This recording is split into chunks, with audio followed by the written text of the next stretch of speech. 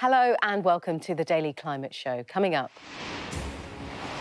Prince William calls for an end to the illegal wildlife trade in his first speech as the Prince of Wales.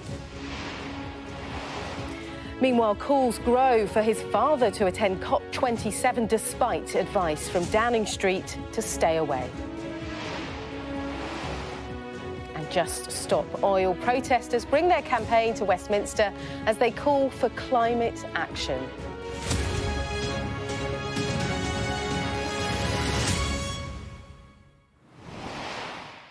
Hello and welcome to the Daily Climate Show, where we track the changes happening to our world and interrogate some of the potential solutions to the climate crisis. Now, the Prince of Wales has made his first speech since being given his new title, and it was on a subject close to his heart, the illegal trade in animals and plants. Well, Prince William was at the Science Museum in central London this afternoon, where he delivered the keynote speech at the United for Wildlife Summit. Now, the event is unveiling new policies and global partnerships to help end the illegal wildlife trade, which is worth an estimated £17.5 billion every year. Now, that puts it among the 5 most lucrative global crimes, with the trade often run by highly organised criminal networks. Now, more than 7,000 species of wild animals and plants are currently traded illegally around the world, with up to 100 million individual animals and plants trafficked annually.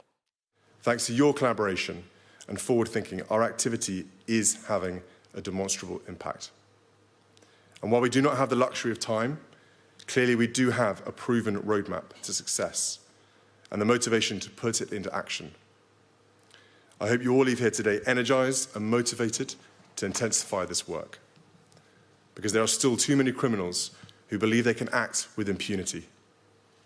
Too many lives being destroyed, and too many species on the brink of extinction due to this heinous crime. And so I call on all of you here today, and those involved in United for Wildlife further afield. Keep breaking the mold. Keep building bridges and making those game-changing connections.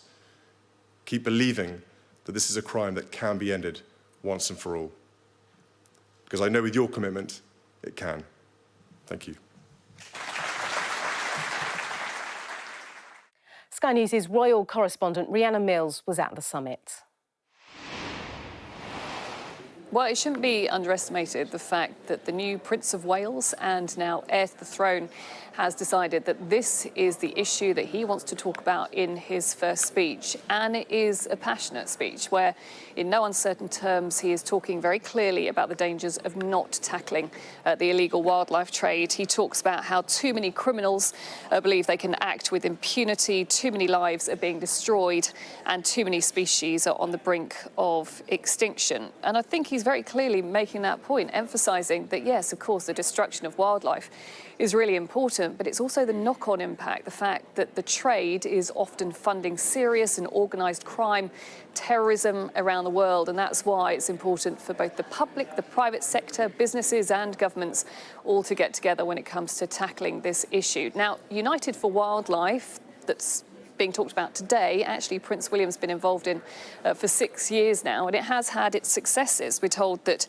it's contributed to 250 arrests, 450 cases of illegal wildlife trading, and also trained 100,000 people to try and tackle this issue. But at the centre of it, I think, again, you're seeing how a member of the royal family is really important when it comes to being a convening power, getting people round the table. And of course, that's something we've already talked about this week in the context of, we now know that the King is now no longer going to go to COP27.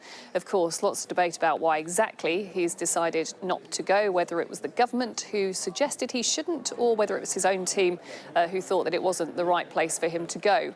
But in terms of Prince William today, I think very clearly saying that, yes, his role has changed. Yes, he is now heir to the throne, and that may change in some ways what he feels he can and can't say, but certainly he's going to continue to be a very passionate campaigner when it comes to environmental issues. So King Charles won't be there, but plenty of other world leaders will in the Red Sea resort of Sharm el-Sheikh when the next UN climate summit begins on the 6th of November, now just 33 days away. And the Egyptian government, which is hosting COP27, has warned the UK against backtracking from the global climate agenda in a significant intervention prompted by fears over Liz Truss's commitment to net zero. Well, Buckingham Palace says that the decision for the King not to attend was made following advice from the Prime Minister. But the chair of the Defence Select Committee, Tobias Ellwood, told Sky News this morning that the King should consider going anyway. Climate change, talking about threats, is the biggest threat that we face. And we did such a fantastic job at COP26. And Prince Charles, as it then was, played a pivotal role. You know, we talk about Britain's soft power. It doesn't come bigger than our royal family. And I do hope that common sense will prevail, that the King will be allowed to attend. This is such an important meeting taking place, COP27 in Sharm el-Sheikh in Egypt. I would strongly suggest that it isn't just the King that goes, but Liz Truss, the Prime Minister, goes as well, and absolutely promotes the idea of global Britain.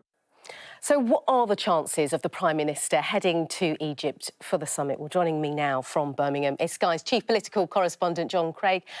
John, can we expect a U-turn here?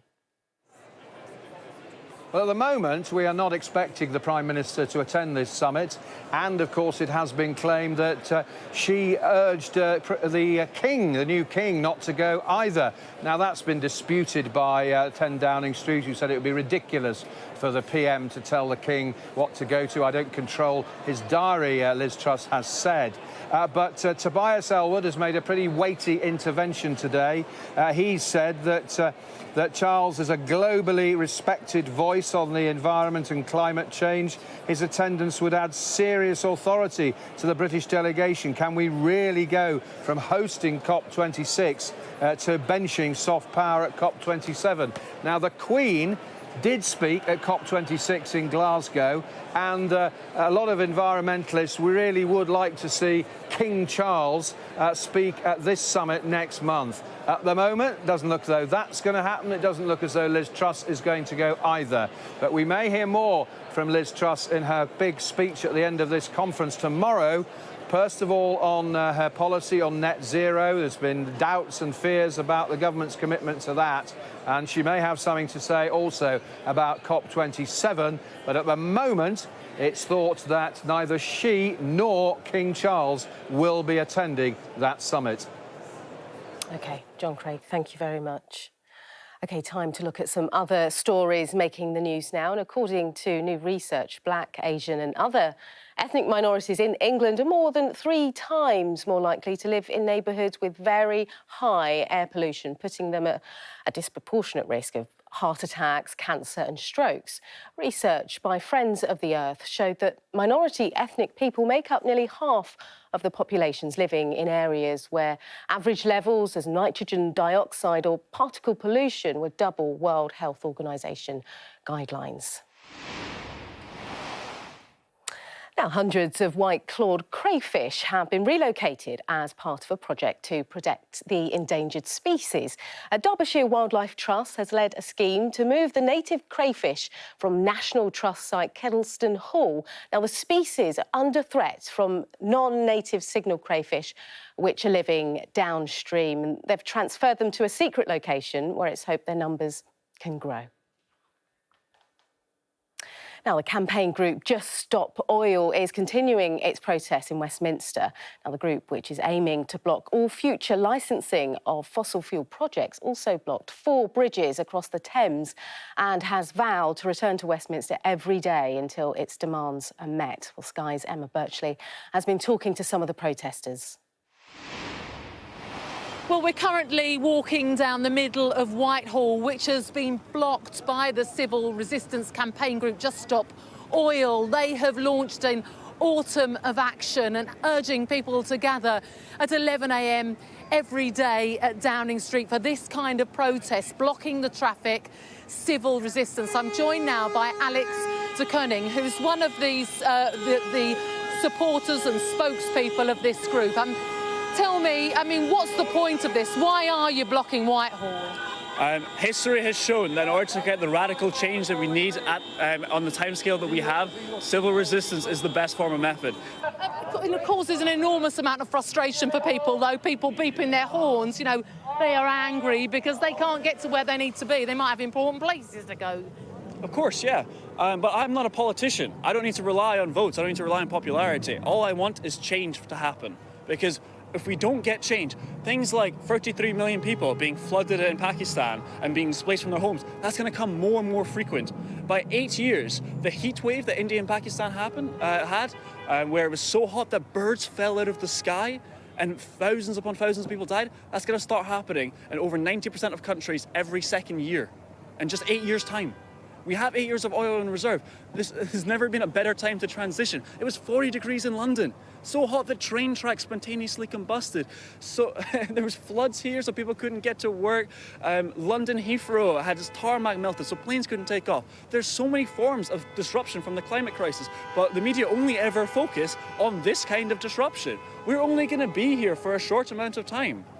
The people who are being really affected are the people in Pakistan, for example. 33 million people, 6 times the population of Scotland, my country, have just permanently disrupted, displaced from their homes. It's just, when we put things into context and we realise how little the government is doing and how much that they could be doing, there's almost no reason why everybody shouldn't be here on the streets right now. We're here outside the Houses of Parliament. How do you make them MPs in there listen? By coming back here every single day demanding change, because that is what we need. We're going to be here for at least a month. Please come and join us. OK, Alex, thank you very much. Yeah, so more protests planned until about the middle of November. Emma Birchley there. And finally, 4 women have been selected to run the world's most remote post office in Antarctica. They beat 6,000 other applicants to manage the historic site for 5 months. And not only will they be dealing with freezing temperatures, almost constant daylight and no running water, they'll also share the island with a colony of penguins, and they'll have to count them too. For me, I'm an adventurer. I love the outdoors. I love nature. I've worked all my life to preserve these natural spaces, and the opportunity to go south and to see this environment is unique and something that I've been looking forward to forever. Well, that's all for today. Thanks very much for watching. We'll see you soon.